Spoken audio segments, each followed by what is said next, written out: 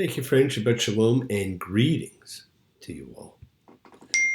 As we read this book of words, with its retelling of the law, let's take a brief journey through time. Let's see where we were and now where we are.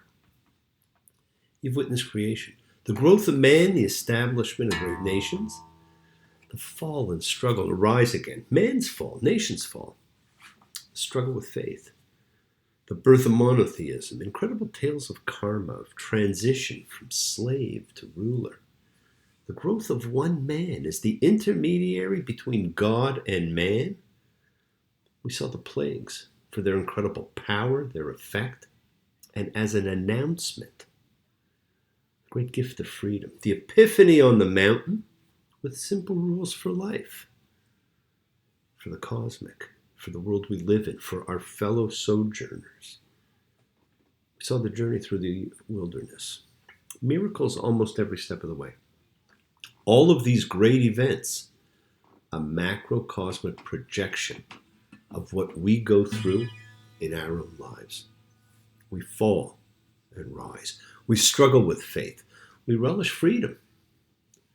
But we also live like slaves and let fear rule. And often, we ignore the myriad of miracles in our own daily lives. From cells dividing and forming, coming from the primordial in utero waters of birth, to coming forth and witnessing the letting there be light. Our growth and development as children and youth, learning, doing, being, striving, emulating, understanding, learning our roles in life, our individual struggles with faith, our position, our own journey through our own wilderness of fear and lack. Scenes played out in the lives of man throughout time. And always, we keep retelling the rules, the laws, the stories. It's how we learn. We learn through stories. Now they, and I don't know who they is, but they have said our retention is 11 times greater through story. 11 times. And you each have a story of your own lives.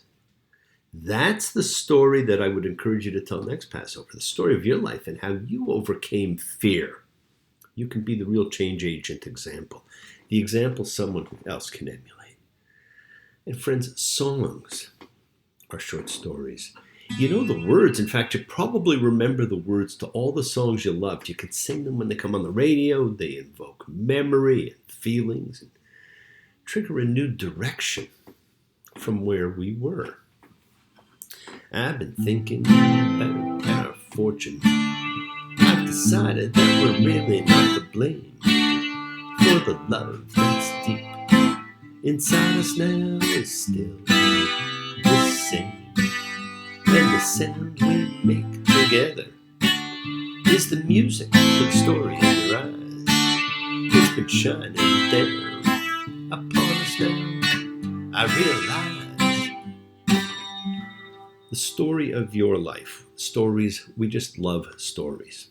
Now, the great writer and literary theorist Northrop Frye once suggested to me, there was really only one story from which all our fiction came, from which all modern stories come. The Iliad. That one story contained everything all subsequent tales told, and it's true. But I would take a look at a book that preceded the Bible. But the story Bible, not the book of priestly ritual or the retelling, the one we're in now. I would look at the Bible of Genesis, Exodus, and Numbers. Those ones are connected. The story of creation and man. The fall from grace. The steps to get back. Culminating in our own journey through the wilderness. Camped on the edge of the promised land, but never crossing over. The story of our lives. Of everyone's. And of course, one of the great stories is coming in a month when Rosh Hashanah comes, the head of the year, the real story of our life. It begins September 15th this year. Its birth is a story. Its entire narrative is a story. We call it New Year's, but it's not New Year's. Not the way we think of it. It's unnamed in the Bible and is only referred to as Yom Teruah, a day of horn blowing. Now, the blowing of the horn, or shofar, was for very specific reasons, and this day represented something much more than New Year's. It is a calling and awakening. It is the awakening of the spirit of man and the chance to look, to examine, to change, to correct course. And we're going to talk about it as we get closer and prepare to gather for the days of awe and introspection. And it's like when we come together and gather. In our group, celebrating is a collective consciousness of seekers showing faith, any and all faith, love, any and all love. As we see the commonality of all, the preciousness of each, because we are a community, a chavura, that's the Hebrew name for it, of fellowship, as we express our nature of kindness, compassion, thoughts, feelings, hopes, dreams, and wishes that unite us all in this community house of Spirit Beth Ruach, sharing and bringing light, keeping fear at bay. So once again, please do go ahead, invite everybody you know, physically, digitally, psychically, emotionally, or spiritually, to gather and share. From Psalm 133, the Hinei Matov, come together. Hinei Matov, Shevet Achim Yamyah. Hinei Matov, Shevet Achim Yamyah. How good, how pleasant it is, brothers and sisters, together. Community.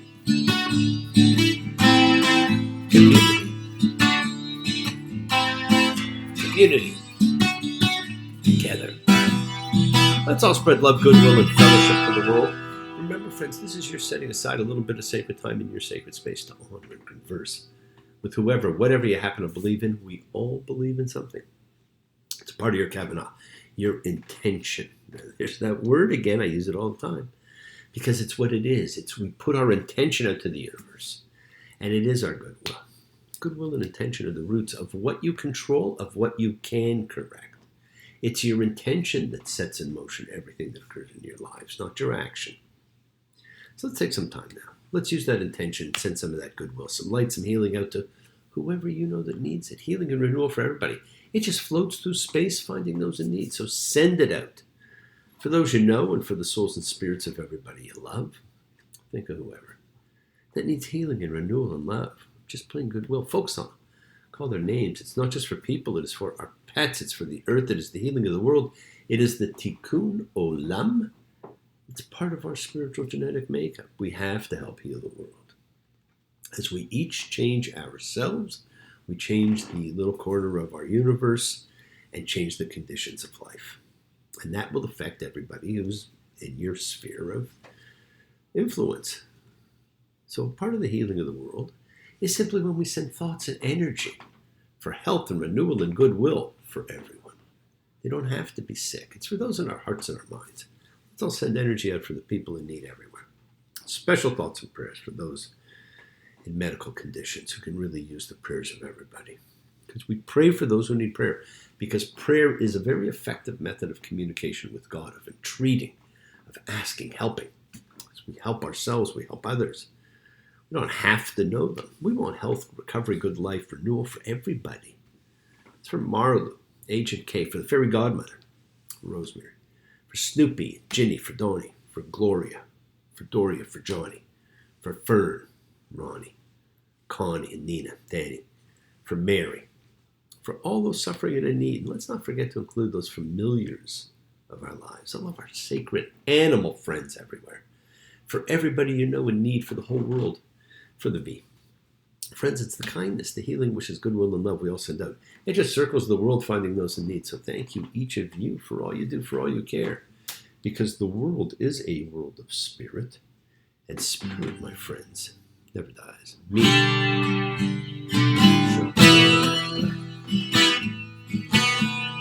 Avotenu. Makor ha'bracha.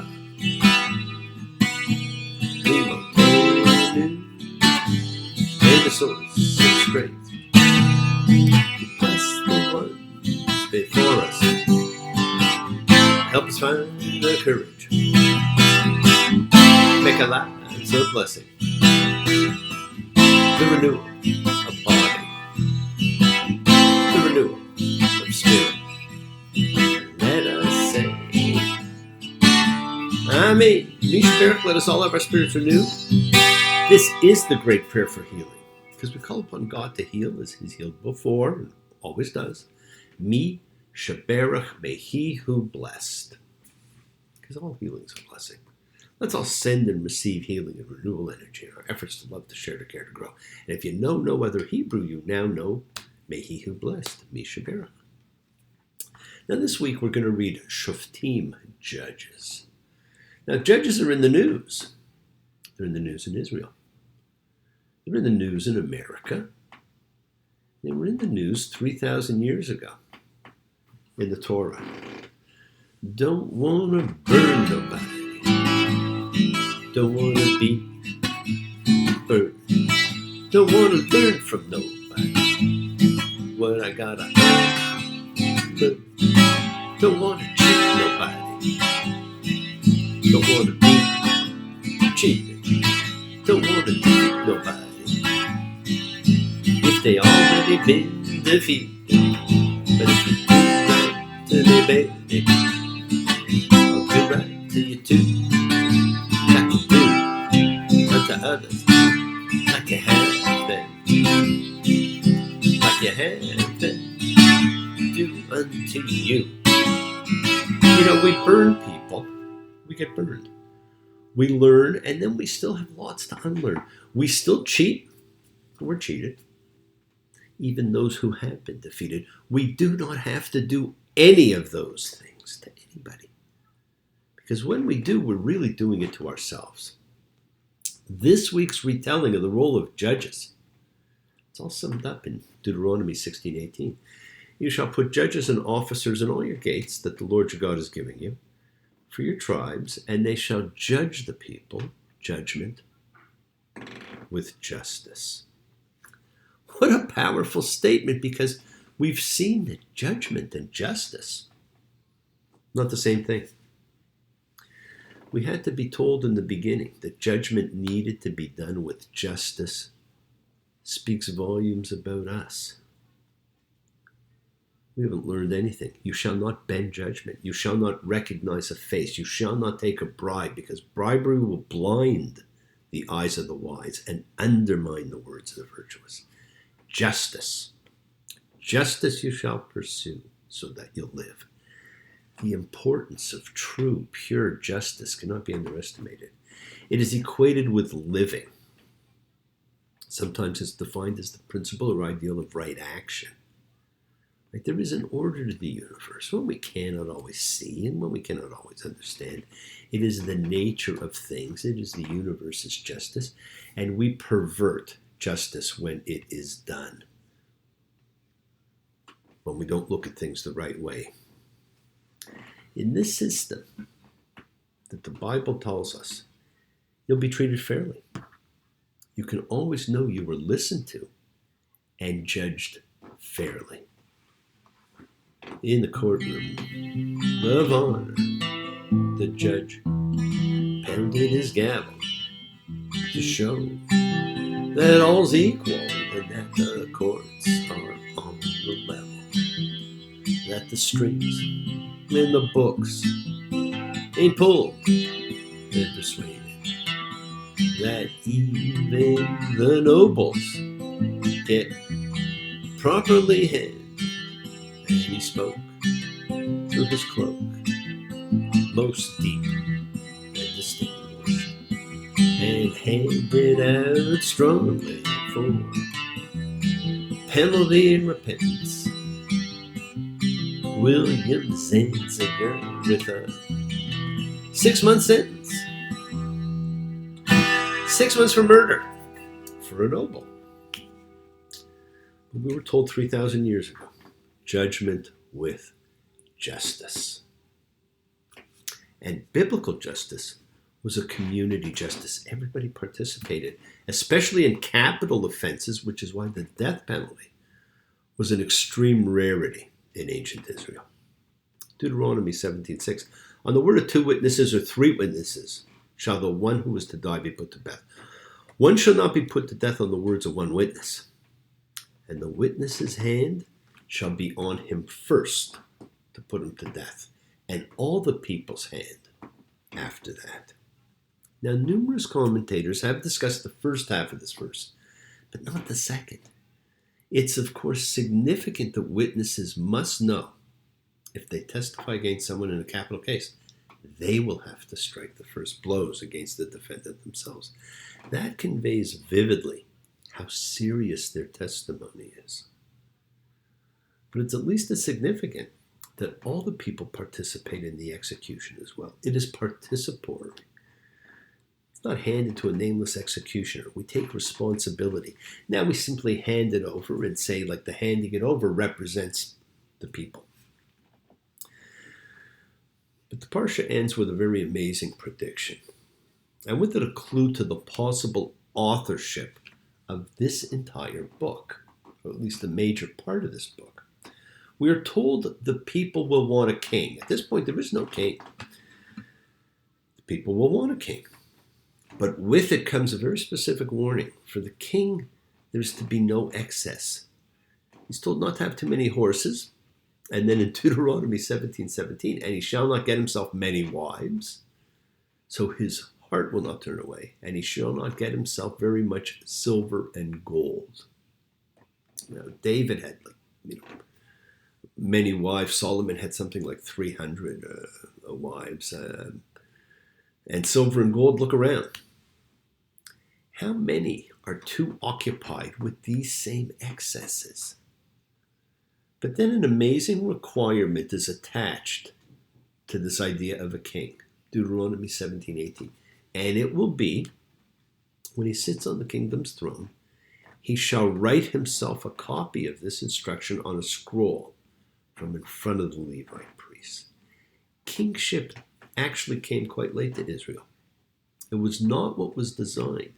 There became almost a joint rule instituted, checks and balances. The king had to be chosen by God. And so we see the rise of prophets. And the prophets then picked and anointed the king, because they did so on the instruction from God. Samuel designates Saul and David. Nathan designates Solomon, and on throughout history.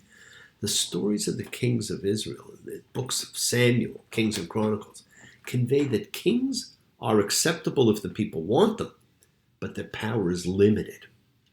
And it's balanced by the power of the prophets. And kings who do not listen to prophets, or who imprison or execute them, do so at their peril.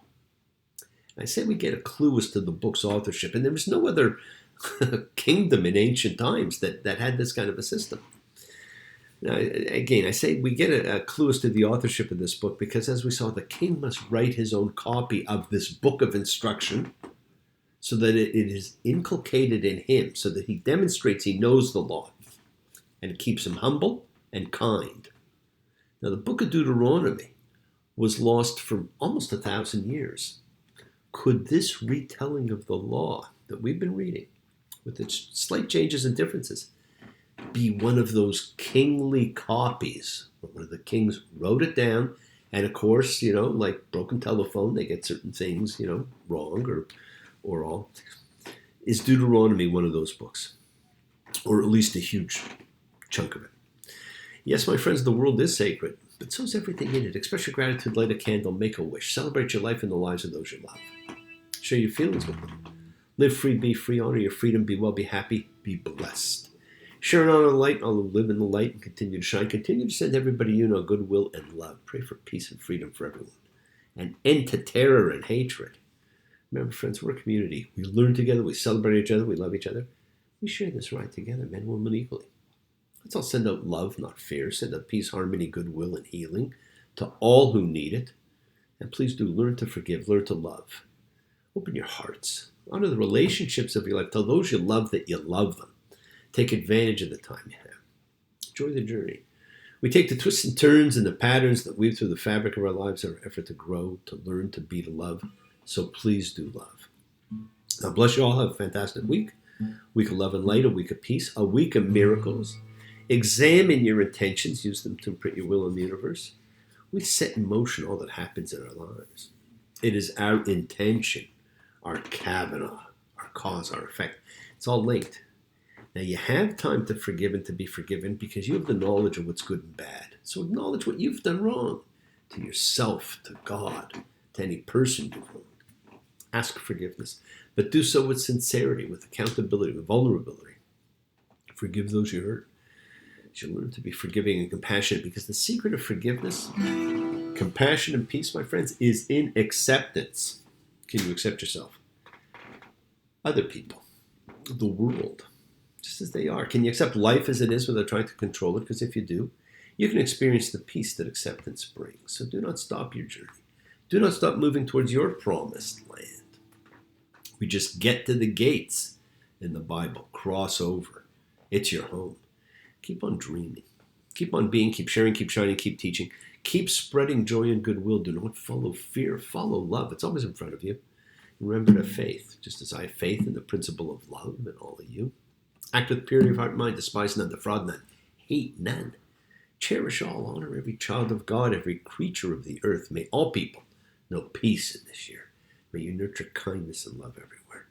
Work to be present in the body. Expand your heart, quiet your mind, because the deepest source of real power lies in consciousness and the ability to be mindful, aware, present in all of life's circumstances. Make the most of your time in this life. Continue to touch and transform the lives around you, because you're never alone. You're forever blessed. You have the ability to bring blessings to everybody you meet, health, love, and renewal to everyone you come across. We're all energy, and energy cannot be destroyed. It can only be transformed. Your words are your power to transform, to love, to bless. So be generous. Bless others. Bless yourself. Love with the heart, because we're all part of a greater whole. Embrace love, not fear. Forgiveness, not anger. And be there for someone, because someone will always be there for you, whether you know it or not. Continue to explore faith and belief. Never accept shame. Whatever you feel others have felt, whatever you've experienced others have too, we share together. We learn together and we help each other, because we're each of us trying to find love and acceptance and support we all have or could have. Special someone in our lives.